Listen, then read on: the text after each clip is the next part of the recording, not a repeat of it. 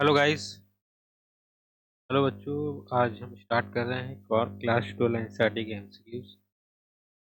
सबसे पहला जो चैप्टर है आपका रिलेशन फंक्शन का, उससे संबंधित जो आपके एनसीईआरटी एग्जाम्पल्स के एमसीक्यूज हैं वो लेके हम आ गए हैं। तो ये एक्सरसाइज के एमसीक्यू एग्जाम्पल वाले एमसीक्यू कराया है। अगर आप बोलेंगे तो एग्जाम्पल्स के भी एमसीक्यूज को हम करा देंगे। तो अभी हम पहला क्वेश्चन जो है वो डिस्कस कर रहे हैं आपसे।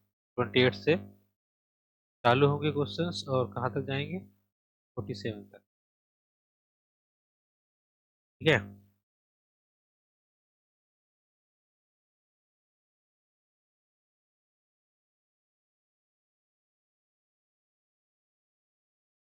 सिस्टम कुछ लग रहा है। ठीक है। यानी कि 28 से स्टार्ट होकर के 47 तक जाएंगे। देखिए पहला क्वेश्चन क्या है। लिखा है कि टी क्या एक सेट है सभी ट्रायंगल्स का एक लीडियन प्लेन में, और बोला जा रहा है कि रिलेशन है, let a relation R on T. एक रिलेशन है आर टी में। इस प्रकार से डिफाइन किया है कि ए जो है वो बी से रिलेटेड है, तो इन्होंने बोला कि A is congruent to B. Relation क्या है कि अगर ए बी से रिलेटेड है, इसका मतलब ये है कि ए ट्रायंगल जो है वो बी के साथ कॉन्ग्रुएंट है। ठीक है। जबकि ए और बी दो ट्रायंगल है किसी सेट ट्रायंगल टी के, क्योंकि ट्रायंगल टी जो है वो ट्रायंगल का सेट है जो यूक्लिडियन प्लेन में बन रहा है। आर क्या है? रिलेशन है। तो रिलेशन इस प्रकार से दिया गया है कि अगर ए बी से संबंधित है, इसका मतलब ए जो है वो बी के साथ कॉन्ग्रुएंट है। ठीक है। कॉन्ग्रुएंट का मतलब क्या होता है? ये आपने क्लास 9 के सिलेबस में था कॉन्ग्रुएंट, और सिमिलर था क्लास 10 के सिलेबस। ठीक है। कॉन्ग्रुएंट का मतलब होता है सर्वांसम, और सिमिलर का मतलब होता था समरूप। ठीक है, ये आप पढ़ करके आए हो। तो इन्होंने लिखा है कि तो फिर आर जो है वो क्या हो सकता है? एक रिफ्लेक्सिव हो सकता है, ट्रांजिटिव नहीं हो, ट्रांजिटिव हो, नॉट सिमेट्रिक हो, या फिर इक्विवेलेंस हो, या फिर none of these हो। तो बहुत आसान है गाइस इसको समझना। देखिए कैसे। बहुत दिक्कत। जैसे आपके पास दो ट्रायंगल हैं, ये दो ट्रायंगल। सबसे पहली तो बात तो आपको ये समझना है कि कोई भी ट्रायंगल इटसेल्फ, है ना, कोई भी ट्रायंगल इटसेल्फ जो है वो कॉन्ग्रुएंट होता है। कोई भी ट्रायंगल इटसेल्फ कॉन्ग्रुएंट होता है, मतलब एक ट्रायंगल को अगर सेम ट्रायंगल है उसी के ऊपर उठा के रखो तो वो आपका कॉन्ग्रुएंट कहलाता है, क्योंकि वो एक जैसा दिखता है। मैं यहाँ से अगर एक ट्रायंगल का शेप लेना चाहूँ तो देखिए, जैसे ये ट्रायंगल है, ये ट्रायंगल अपने आप के कॉन्ग्रुएंट होगा। ये ट्रायंगल जो है वो अपने आप के क्या होगा? कॉन्ग्रुएंट होगा। तो कोई भी ट्रायंगल अपने आप के कॉन्ग्रुएंट होता है, तो टी जो है वो आपका आर जो है वो रिफ्लेक्सिव तो होगा। आर जो है वो रिफ्लेक्सिव तो होगा। अब अगर हम बात करें कि सिमेट्रिक होगा कि नहीं होगा, उस पर चर्चा करते हैं। तो सिमेट्रिक कब होगा? देखिए उन्होंने क्या लिखा है,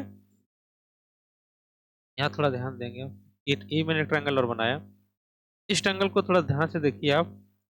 यानी कि इस ट्रायंगल का नाम अगर हमने बोल दिया ए, और इस ट्रायंगल का नाम हमने बोल दिया बी, तो रिलेशन में इन्होंने लिखा है, रिलेशन में क्या लिखा है कि ए जो है वो बी के साथ कॉन्ग्रुएंट है। तो ए बी के साथ कॉन्ग्रुएंट है तो बी भी ए के साथ कॉन्ग्रुएंट होगा। ये बात सत्य है। ठीक है। कहने का मतलब क्या है कि ए जो है वो बी के साथ कॉन्ग्रुएंट है, तो दिस इम्प्लाइज दैट, तो बी भी जो है वो ए के साथ क्या होगा? कॉन्ग्रुएंट होगा। यानी कि ये एंगल इसके बराबर है, तो इसका ये एंगल भी इसी के बराबर होगा। ये एंगल जो है अगर इसके इसके बराबर है, तो इसका ये एंगल इसके बराबर है। ठीक है। अगर ये एंगल इसके बराबर है तो इसका ये एंगल इसके बराबर है। ठीक है। तो बात समझ में आई? तो इसका मतलब क्या हो गया कि आपका सिमेट्री जो प्रॉपर्टी होता है उसको भी सेटिस्फाई करे। ठीक है। चलिए अब बढ़ते हैं आगे। तो आगे बढ़ने के लिए हमको कितने ट्रायंगल चाहिए? 3 ट्रायंगल चाहिए। देखिए अभी मैं 3 ट्रायंगल बनाऊंगा, उसको थोड़ा ध्यान से देखना। जैसे मान के चलो हमारे पास एक ट्रायंगल ये हो गया। ठीक है। एक और ट्रायंगल ले लेते हैं।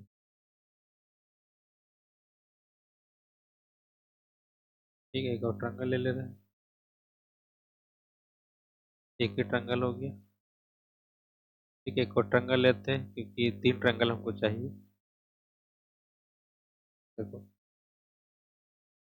और ट्रायंगल ले लिए। अब ये 3 ट्रायंगल्स हैं, इन तीनों ट्रायंगल को ध्यान से देखना। ये है, इसका नाम T1 दे दे रहे हैं, इसका नाम T2 दे दे रहे हैं, इसका नाम दे रहे हैं T।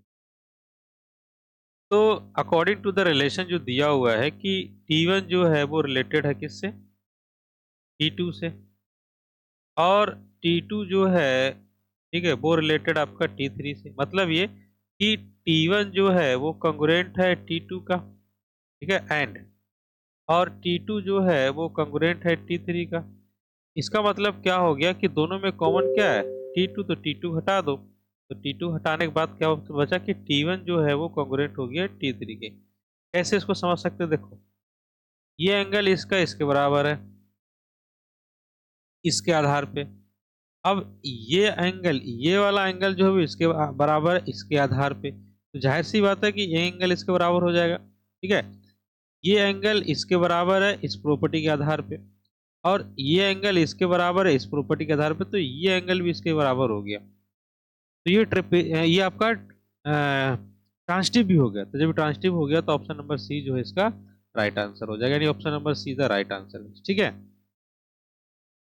चलिए देखिए क्वेश्चन नंबर 29।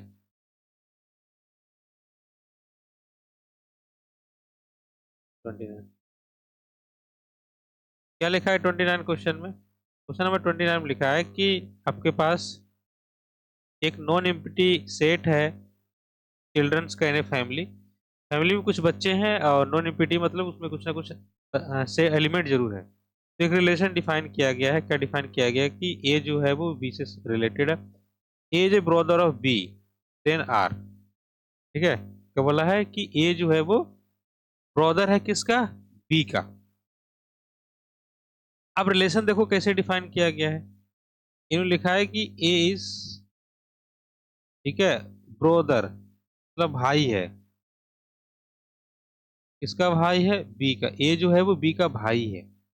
तो हम लोग क्या जानते हैं कि रिफ्लेक्सिव दिखाने के लिए सबसे पहले हमको ए पे ही एक चीज को मानना पड़ता है, यानी ए रिलेटेड ए। तो ये क्या कहेगा रिलेशन के हिसाब से कि A is a brother of A. A is a brother of A, तो कोई भी व्यक्ति अपने आप का ब्रदर नहीं हो सकता। जब नहीं हो सकता तो रिफ्लेक्सिव नहीं होगा, रिफ्लेक्सिव नहीं होगा। तो रिफ्लेक्सिव तो किसी में दिया नहीं है, ठीक है। चलो अब बात करते हैं हम लोग किसका? अब बात करते हैं सिमेट्रिक का।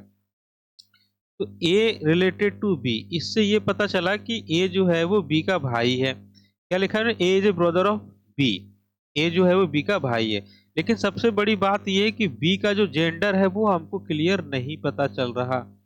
बी का जेंडर हमको क्लियर नहीं पता चल रहा। तो जब बी का जेंडर पता नहीं चल रहा तो हम नहीं बोल सकते कि बी जो है वो रिलेटेड है ए से, यानी B is a brother of A. B is a brother of, यानी कि ये सिमेट्रिक भी नहीं होगा, ये सिमेट्रिक भी नहीं होगा। तो देखो पहला ऑप्शन क्या लिखा है? सिमेट्रिक। तो पहला ऑप्शन तो ऐसे ही खत्म हो गया, ठीक है। इसमें ई भी खत्म हो गया क्योंकि बोल रहा है कि बहुत सिमेट्रिक है, ई भी खत्म हो गया। अब बात आती है ट्रांसिटिव बट नॉट सिमेट्रिक। तो देखो सिमेट्रिक तो है नहीं, ये तो 100% तय है, ठीक है। अब बात करते हैं, क्योंकि यहाँ तो ऑप्शन में सी में तो नाइदर सिमेट्रिक नाइदर ट्रांसिटिव भी दे रखा है, तो हमको ट्रांसिटिव भी चेक करना पड़ेगा, ठीक है।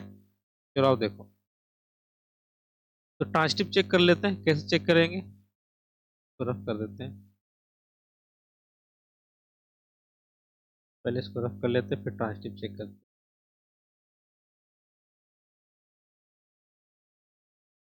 देखो कैसे चेक करेंगे ट्रांसिटिव। तो ट्रांसिटिव चेक करने के लिए हम लोग क्या करेंगे? हम लोग शुरू में जो हमारे पास है उसी से यूज करेंगे। तो क्या लिखा हुआ है कि ए जो है वो रिलेटेड है, चल जाए यार, ए रिलेटेड है बी से। कैसे? क्योंकि ए जो है वो बी का भाई है। और दूसरा में क्या बोल रहा है? दूसरा में बोल रहा है कि बी रिलेटेड है सी से। आपको समझना थोड़ा सा।